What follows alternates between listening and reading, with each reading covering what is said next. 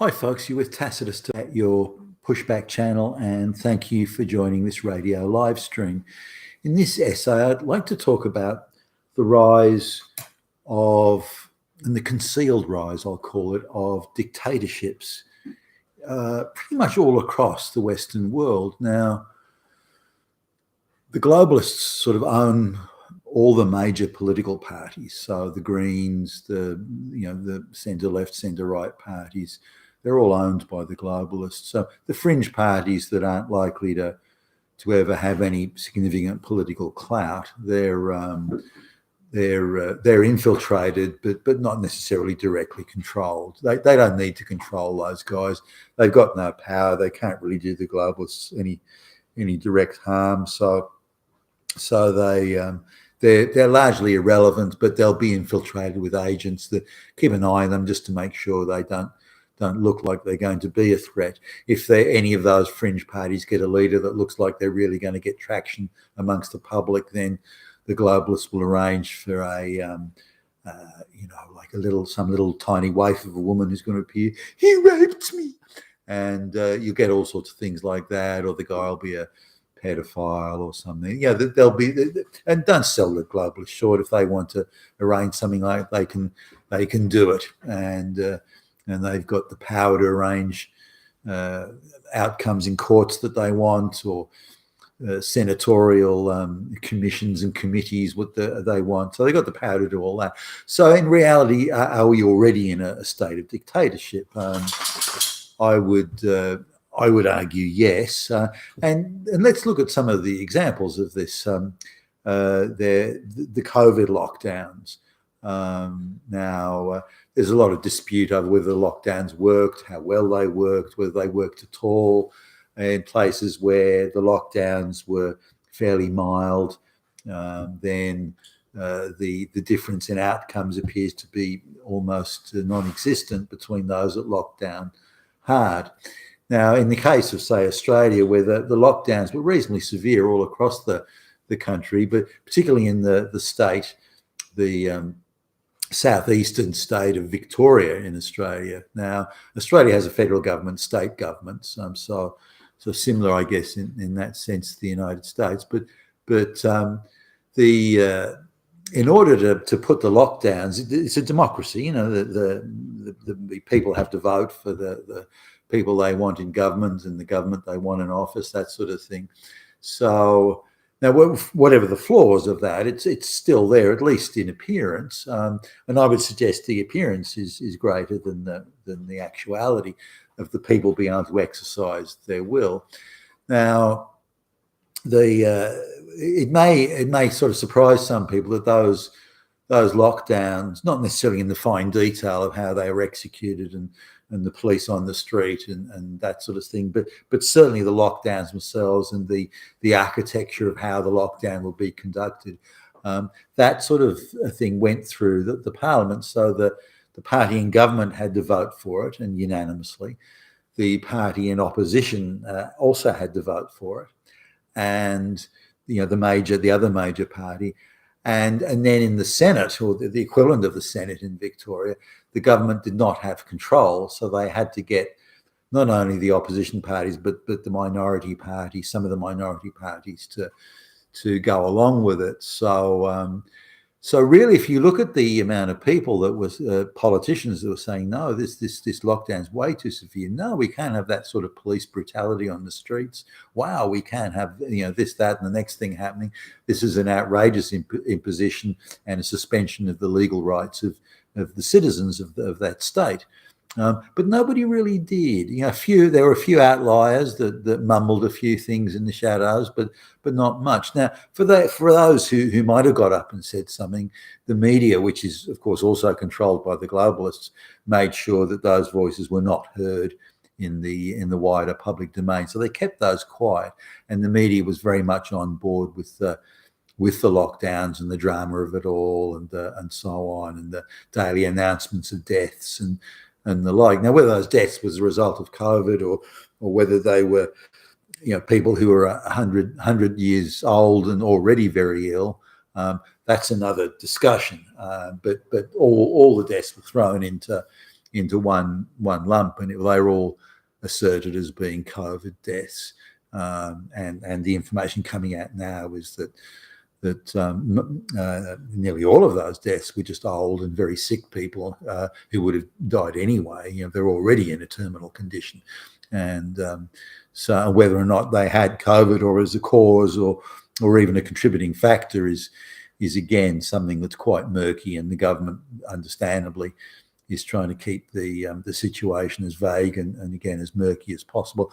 But just coming back to the dictatorship of it, these minor parties and the opposition parties all voted with, or not all, but most of them voted with the government to institute these lockdowns. Now, there was one of the lockdowns, this is like a continuation of government powers.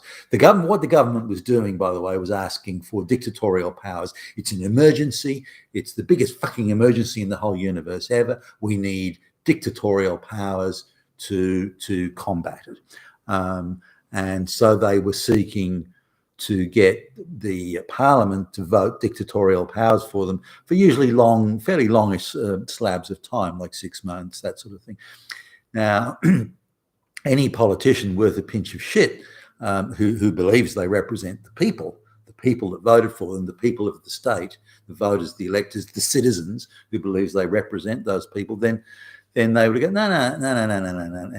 If it's that much of an emergency, you can have a month, tops. Then you have to return to Parliament and justify why the fuck you need to lock down and why you've got police goon squads that look more like hired mercenaries going around beating up and slapping around the public and arbitrarily arresting people without charge. You can't have that sort of, you're going to abuse the fucking power like that, you can't have it. With power comes responsibility. You've proved, so the opposition politician should have said, you've proved that you can't act responsibly with that power, so you're not going to fucking have it. The people's elected representatives will stop you. And that didn't happen.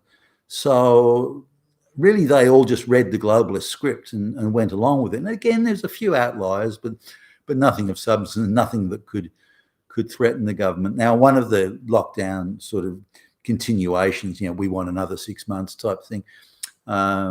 The opposition party did refuse to go along with it, but then the minor parties somehow were cajoled into going along with it and giving the government those powers. So this was voted on. It went through the Parliament of the people, and the government received those dictatorial powers, even though they had a serious track record of abusing those powers. And once you get to the point of arbitrary arrest and that sort of thing, you don't deserve any fucking power. And that should have been made very clear to the government politicians, or any politician, by the way, that supports that.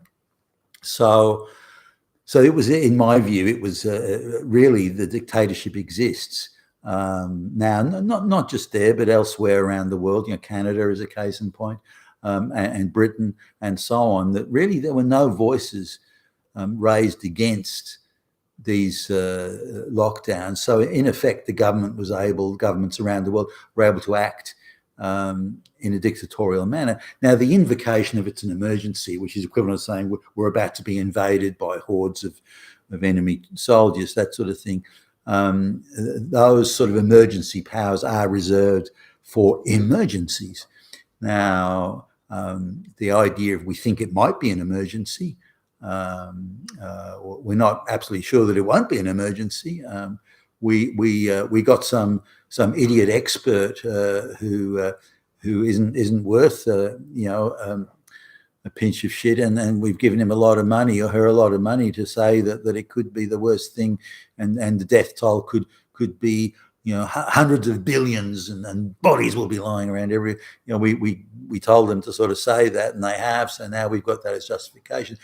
That's utter bullshit. So after the first lockdown, and there were nowhere near, not even close, not even remotely close, the amount of deaths that were forecast. And again, the deaths that did occur, it was very, very vague as to exactly what those people died of. They said every one of them died of COVID, but that's revealed to be absolute crap. and just a pure invention. And again, if the situation was that dire and that bad, you wouldn't need to make things up. You wouldn't need to tell lies. The dead bodies would speak for themselves. But so the fact they are out there telling lies and absolute grotesque untruths day after day after day after day. The fact they were doing that shows that it wasn't anywhere near nowhere near the emergency that they were falsely claiming it was. So I think every country that invoked these lockdowns was in fact a dictatorship, and the government of the day had no trouble getting nearly all the politicians involved at every level, including the media, to go along with it, vote for it, support it, come out with the most dramatic stories of alleged deaths and so on. So I think we're already there. Given that the globalists control all the major parties, they just instruct them, do this, vote this way, do that. So none of these political parties are sovereign, and no government in any Western country is sovereign. I mean, look at the government of fucking Holland, for Christ's sakes. They're World Economic Forum employees. They're just doing as they're told. They're flunkies, stooges, gobblers. They're nothing, and they don't represent the people. Now, on top of that, when the people don't want the lockdowns and don't want the effect of it, and there's a lot of protests, quite reasonable protests about people losing their livelihood and that sort of thing, or for example, the Dutch farmers more recently about the insane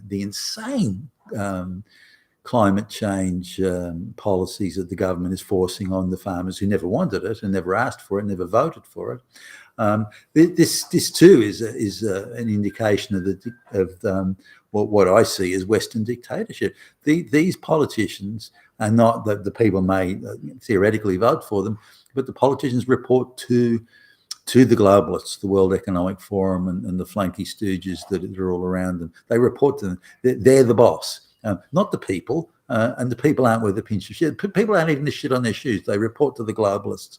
And as a result, from the perspective of representing the people and being the people's representatives, they are no longer, and thus they are in effect a dictatorship, because their sole purpose is to enact globalist policies and force it on the people using the powers of the state, the police, the military, and so on to do that.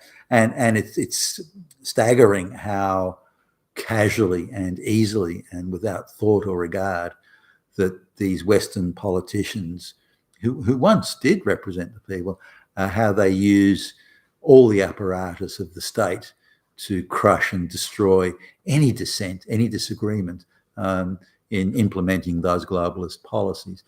I just want to touch on one other thing, and I'll probably do a separate video on this one, is people may have heard of Sri Lanka. It's an island off the southeast coast of India, and so the World Economic Forum and the globalist ESG stooges and flunkies and gobblers coerced the government of Sri Lanka.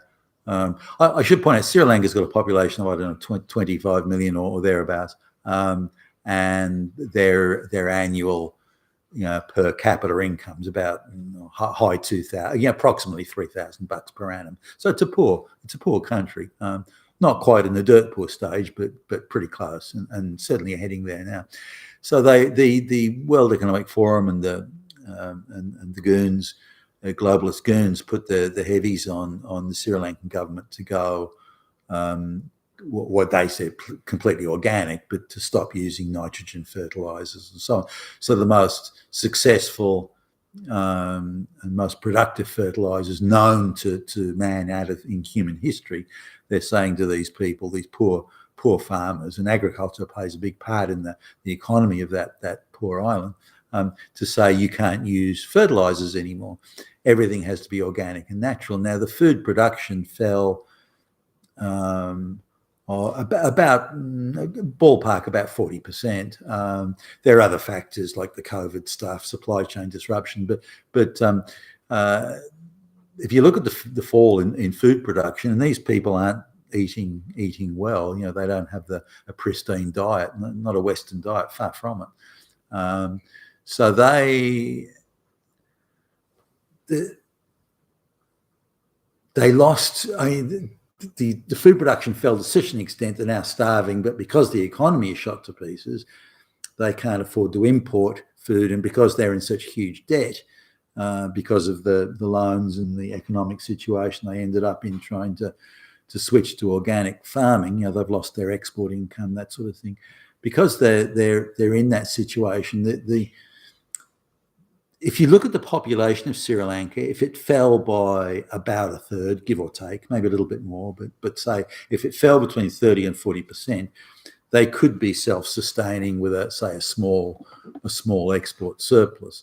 Let's say the population fell by 50%, then economically it would be quite a viable island. Now, the World Economic Forum and the ESG Goon Squad, Climate Change Goon Squad, also have heavied other countries, around the world, usually poor countries. But another example is some countries in Africa, where again, and per capita income of between 2,000 and 3,000 per annum have tried to force. And these guys grow cocoa and that sort of stuff. Tried to force the organic climate change. Don't use nitrogen; it's bad for the climate. On these countries, and the same things happened. But if you look at the population of Ghana as an example, I think it's about 31 million.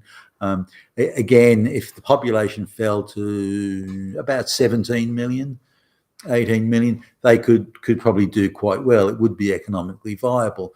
Now, this comes back to the eating bugs thing and the World Economic Forum view that we have to sort of, and they use code to say this, but the world has to depopulate. Now, the advanced economies, the United States, Australia, are very good at producing food and food surpluses, but already the globalists are coming after the countries that have very successful at intensive farming. Holland is one of those where the globalists in the World Economic Forum, Mark Rutte, the Prime Minister of Holland or the Netherlands, and he's a darling poster boy for fucking Klaus Schwab at the World Economic Forum. He's acting like a dictator, and again, the people's representatives aren't representing the people, and the opposition parties and the media establishment are quite happy to go out and crush the farmers and so on. What they're doing though is unless the world's population falls by 40%, it cannot switch to organic farming, and even then it might be a stretch. But in the more successful intensive farming economies, they're starting to, the globalists are starting to say, well, you should stop using nitrogen. Now, the expert use of nitrogen and crop. The genetic modification of crops, that sort of thing. Those things are fairly key to productive farmland, among other things. But they're fairly, without fertilizer, your production drops heavily by a quarter to a third, depending on the crop. So this means that in the end, the world's population has to fall from 7 billion to say 4 billion, for example, and then stay pretty static around there. Now, the government's intruding in all sorts of ways in our lives, and they're going to be intruding in the area of procreation and so on. But if we look at what they're doing is bringing as many brown and black people into the West as they possibly can, against the will of the people, and if we look at how all Western governments are treating straight white males, working class and middle class straight white males, as being the primary obstacle to the globalization project, they're all fascist Nazi Hitlers. So, and when they start calling you names like that, they want to get rid of you. So we're looking at a situation where white people are surplus to the requirements of the globalists. Those damn white Hitler Nazis, they want things like the rule of law and due legal process and integrity in elections and things like that. Motherfuckers, we got to get rid of them. So I see a situation where, and we're gradually, I think, lumbering up to it. They're not going to say it directly, but where population minimization So look, we can't feed you. You can eat insects or you can die, but we can't feed you anymore. Climate change and organic farming, and so only certain people will be allowed to procreate. Others will be euthanized early. But I would see that as probably where things are heading generally. And again, they're saying it already in code, and they'll be saying it outright once they're sure they've got absolute and total power. Probably when they've got rid of all the straight white males they want to get rid of, that's when they'll start just arbitrarily euthanizing vast swathes of the population in order to meet their climate targets. It's a scary apocalyptic thought. You've been fantastic today at your Pushback channel, and thank you for listening.